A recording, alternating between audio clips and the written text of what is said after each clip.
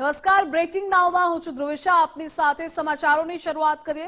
શિક્ષણ વિભાગની લાલિયાવાડીનો વધુ એક કિસ્સો સામે આવ્યો છે। બનાસકાંઠામાં ફરીવાર શિક્ષણ વિભાગની પોલ ખુલી।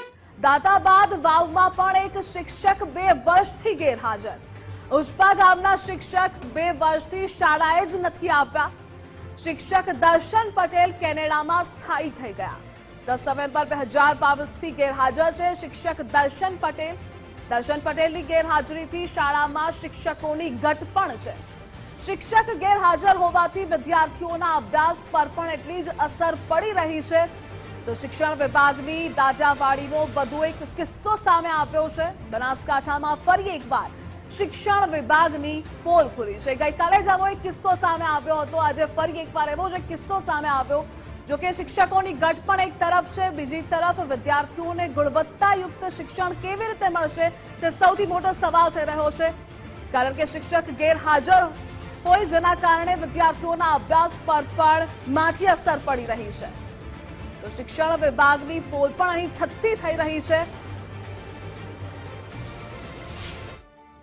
શિક્ષકશ્રીનું નામ છે પટેલ દર્શનકુમાર અંબાલાલ, જેઓ જિલ્લા અરસપરસ બદલીથી મોટી મુવાડી પ્રાથમિક શાળા તાલુકો કઠલાલ જિલ્લો ખેડાથી અત્રેની શાળામાં જૂન 2022માં આવેલા છે।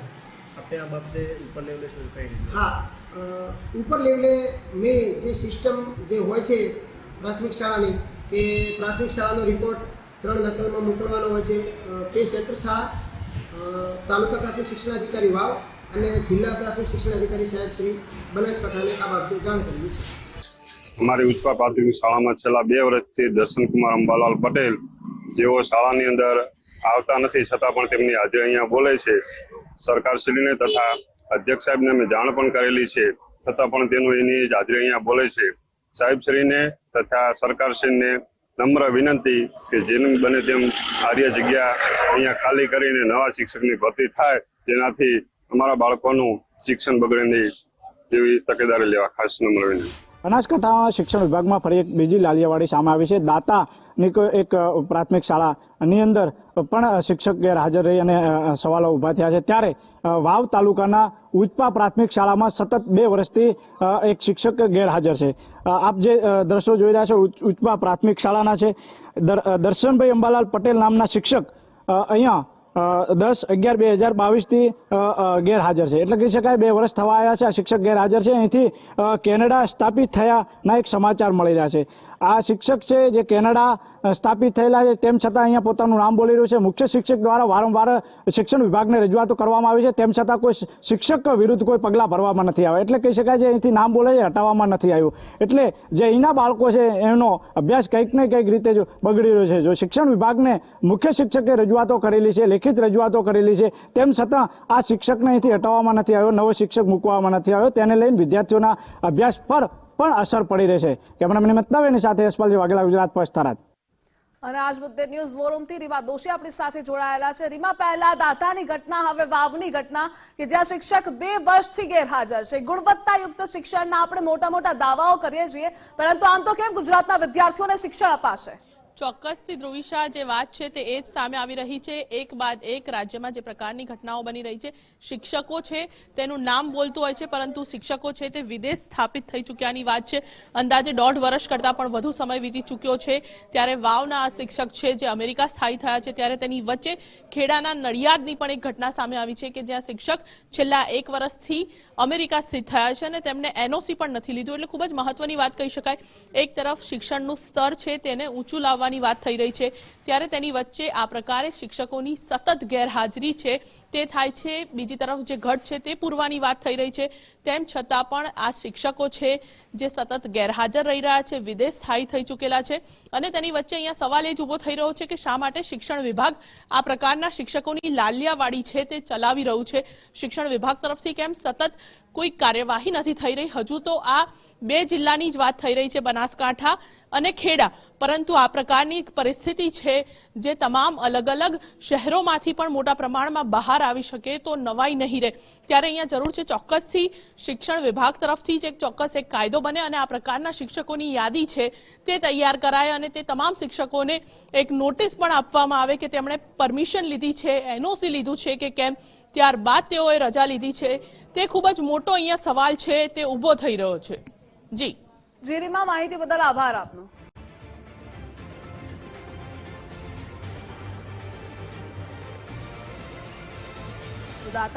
બાદ વાવવા પણ આ જ પ્રકારની ઘટના સામે આવી છે. ઉસ્પા ગામના શિક્ષક 2 વર્ષથી શાળાએ નથી આવ્યા. દર્શન પટેલ કે જે ગેરહાજર છે. એક તરફ શિક્ષકોની ઘટ છે તો બીજી તરફ ગુણવત્તાયુક્ત શિક્ષણ કેવી રીતે વિદ્યાર્થીઓને મળશે તે સૌથી મોટો સવાલ થઈ રહ્યો છે. શિક્ષક ગેરહાજર હોવાથી વિદ્યાર્થીઓના અભ્યાસ પર પણ એટલી જ અસર પડી રહી છે. ગઈકાલની એક ઘટના, આજે બીજી ઘટના. શા માટે શિક્ષણ વિભાગ કોઈ કાયદાકીય પગલાં નથી લેતું તે પણ સૌથી મોટો અહીં સવાલ થઈ રહ્યો છે. કારણ કે આવી ઘટનાઓ પણ સતત વધી રહી છે. 10 નવેમ્બર 2022થી ગેરહાજર છે આ શિક્ષક દર્શન પટેલ કે જે કેનેડામાં સ્થાયી થઈ ગયા છે. ઉસ્પા ગામના શિક્ષક 2 વર્ષથી શાળાએ નથી આવતા. વધુ એક મહત્વના સમાચાર સામે આવી રહ્યા છે. બનાસકાંઠા બાદ ખેડાના શિક્ષક પણ 1 વર્ષથી ગેરહાજર. હાથજ પ્રાથમિક શાળાના સોનલબેન પરમાર 1 વર્ષથી વિદેશમાં છે. શિક્ષણ વિભાગની લાલિયાવાડીનો આ વધુ એક કિસ્સો સામે આવ્યો. વિદેશ જતા પહેલા શિક્ષિકાએ એનઓસી પણ નથી લીધું. શિક્ષિકા વિદેશ જતા શાળામાં શિક્ષકોની ઘટ પડી છે. ધોરણ 1 થી 8ની શાળામાં 564 વિદ્યાર્થીઓ અભ્યાસ કરે છે. પ્રાથમિક શિક્ષણ વિભાગ દ્વારા સોનલબેનને નોટિસ અપાઈ. શિક્ષિકાએ આજ દિન સુધી નોટિસનો જવાબ પણ નથી આપ્યો.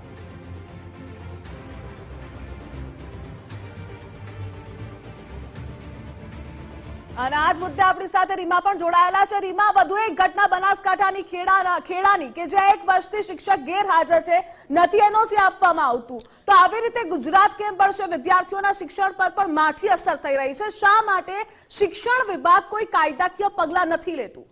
ચોક્કસથી ધ્રુવિશા, અહીંયા વાત એ છે કે કેવું લાગે છે કે આ શિક્ષકોને આપણા ગુજરાતના બાળકોને ભણાવવા કરતા અમેરિકામાં અથવા તો કેનેડામાં જઈને સ્થાયી થવામાં ક્યાંક વધારે રસ હોય તેમ લાગી રહ્યું છે. કારણ કે છેલ્લા 1 વર્ષ, 1.5 વર્ષ, 2 વર્ષથી આ શિક્ષકો છે જે તેમની ફરજ ઉપર હાજર નથી થયા. ક્યાંક એવી પણ ઘટના આપણે જોઈ કે જ્યાં ડમી શિક્ષક છે તે પણ એ જગ્યા ઉપર હાજર થાય છે. પરંતુ અહીંયા વાત થઈ રહી છે આ પ્રકારના શિક્ષકોની કે જેઓ નડિયાદમાં છે, કેનેડા સ્થાયી થઈ ચૂક્યા છે, તેમ છતાં 1.5 વર્ષ જેવો અંદાજ થઈ ચૂક્યો છે, એનઓસી પણ નથી લીધું. ત્યારે મુખ્ય શિક્ષિકા તરફથી અનેક વખત રજૂઆતો પણ કરાઈ છે. તેમ છતાં પણ આ પ્રકારના શિક્ષકો છે તેમને કોઈ જવાબ પણ નથી આપ્યો. પરંતુ શું શિક્ષણની પરિસ્થિતિ છે ગુજરાત રાજ્યની તે તમામ ઉપર આપણે વાત કરીશું અમારા સહયોગી વિજય દેસાઈ સાથે. વિજય, જે પ્રકારની પરિસ્થિતિ રાજ્યમાં જોવા મળી રહી છે, શિક્ષકોને ક્યાંક બાળકોને ભણાવવામાં રસ નથી તેવું સ્પષ્ટ દેખાય છે, ત્યારે ગુજરાતના શિક્ષણને લઈને શું કહેશો?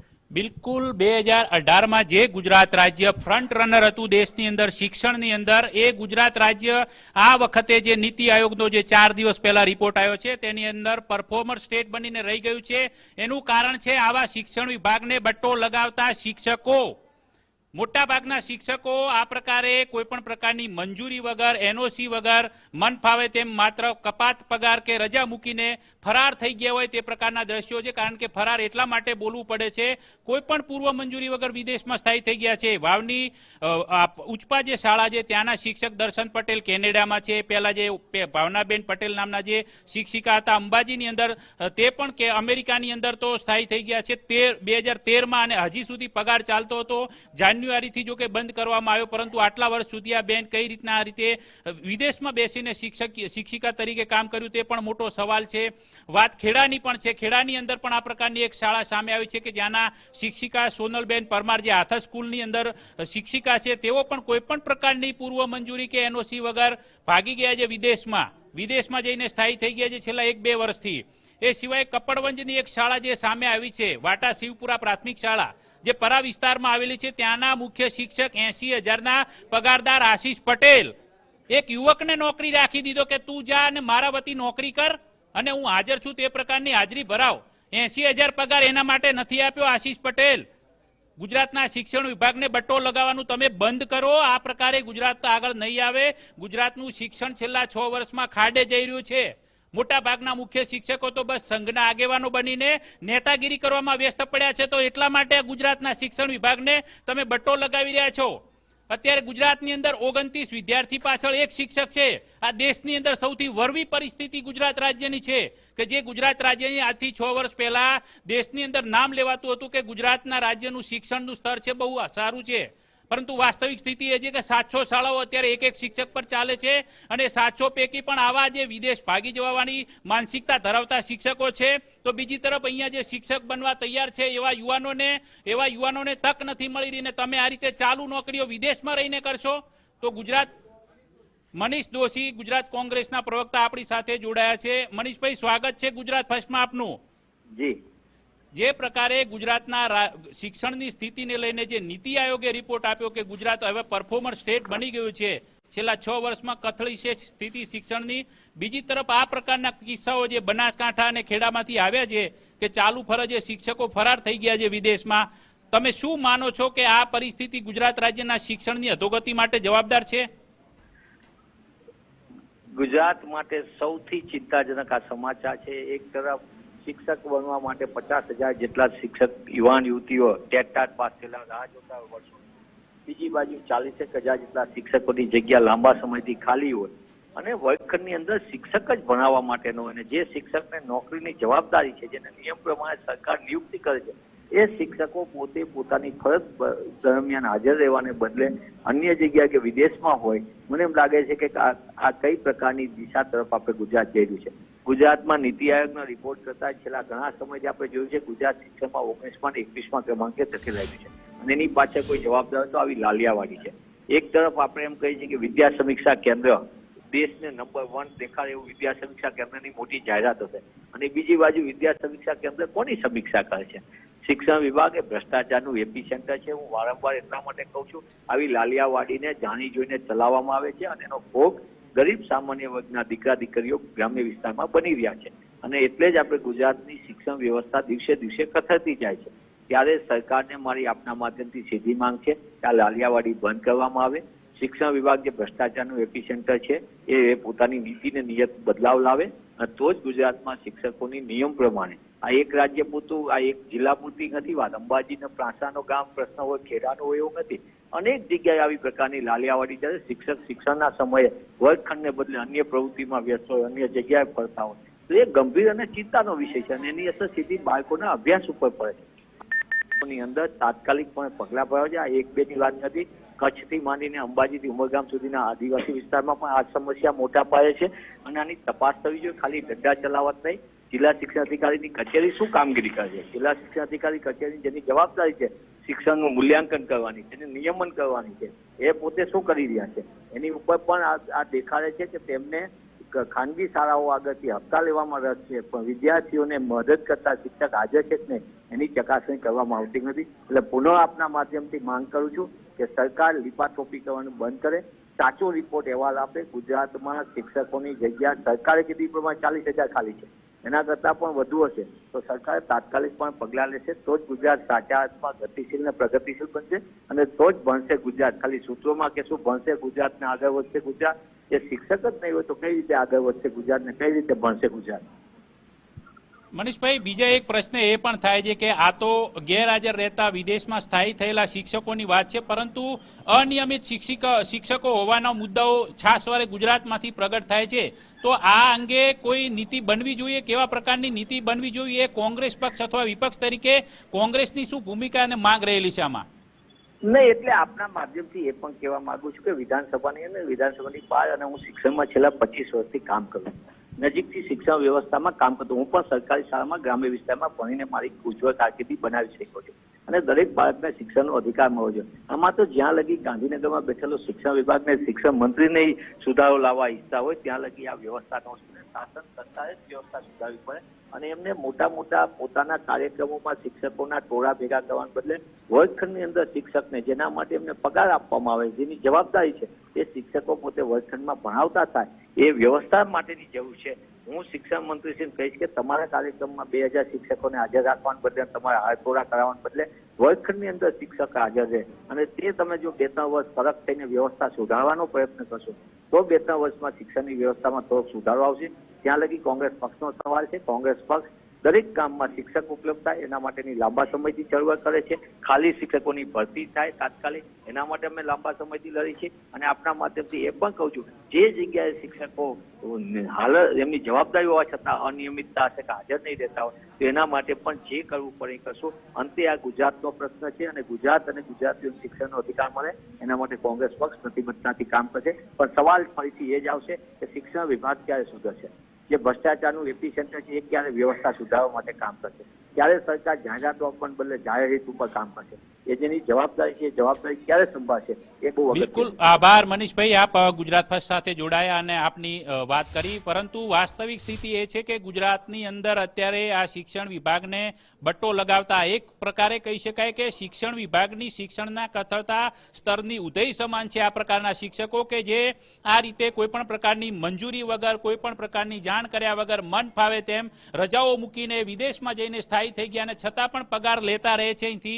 અહીંયા ના તો શિક્ષણ આપે છે તેઓ, ન જગ્યા ખાલી કરે છે અને પોતે વિદેશમાં જઈને જલસા મારે છે. પરંતુ તેના કારણે તેમને તો આરામ મળી રહ્યો છે, ત્યાં વિદેશમાં તેઓ તો જલસા કરી રહ્યા છે, પણ અહીં ગુજરાત રાજ્યનું શિક્ષણનું સ્તર કથળી રહ્યું છે. તો એના માટે જવાબદાર કોણ? શિક્ષણ વિભાગે પણ હવે ઉગ્ર રીતે આવા જે અનિયમિત રહેતા હોય તે પ્રકારના શિક્ષકો, વિદેશમાં ફરાર થઈ જતા શિક્ષકો, આમની સામે તાત્કાલિક ધોરણે એક્શન લેવા જોઈએ, કાર્યવાહી કરવી જોઈએ અને આવા શિક્ષકો કે શિક્ષણનું સ્તર કથળવા માટે જવાબદાર છે એવા શિક્ષકો વિરુદ્ધ યોગ્ય કાર્યવાહી પણ કરવી જોઈએ ને જેના કારણે આગામી સમયની અંદર આ પ્રકારે કોઈ વિચારતા હોય તો તે પૂર્વ મંજૂરી સાથે અથવા નિયમોને આધીન પોતે કામગીરી કરે તેવું શિક્ષણ વિભાગ એસ્ટાબ્લિશ કરે તેવી અત્યારે લોકમાંગ ઉઠી રહી છે. કારણ કે મોટાભાગના જિલ્લાઓમાંથી છાસવારે એક પ્રકારના સમાચારને અહેવાલ આવતા રહે છે કે શિક્ષકો નિયમિત શાળાએ નથી આવતા અથવા તો ભણાવતા નથી અથવા તો રીલ બનાવવામાં મશગુલ રહે છે અથવા તો વિદ્યાર્થીઓ જોડે મજૂરી કરાવતા હોય છે. આવા કિસ્સાઓ તો અઢળક છે.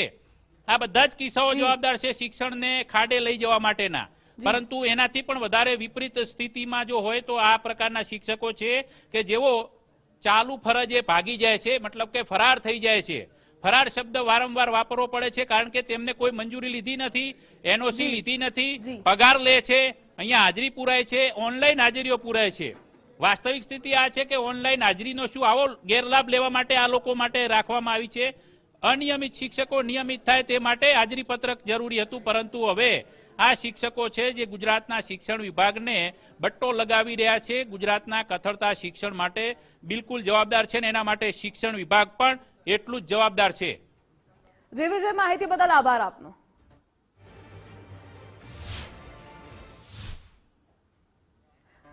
અલગ અલગ 3 દ્રશ્યો ટીવી સ્ક્રીન પર આપ જોઈ રહ્યા છો કે જ્યાં શિક્ષકો ફરાર થઈ ચૂક્યા છે. જેવી રીતે સંવાદદાતા વિજય પણ જણાવ્યું, શિક્ષણ વિભાગની લાલિયાવાડીના એક બાદ એક કિસ્સાઓ સામે આવી રહ્યા છે. આમાં શિક્ષણનું સ્તર કેવી રીતે ઊંચું આવે તે સૌથી મોટો સવાલ છે.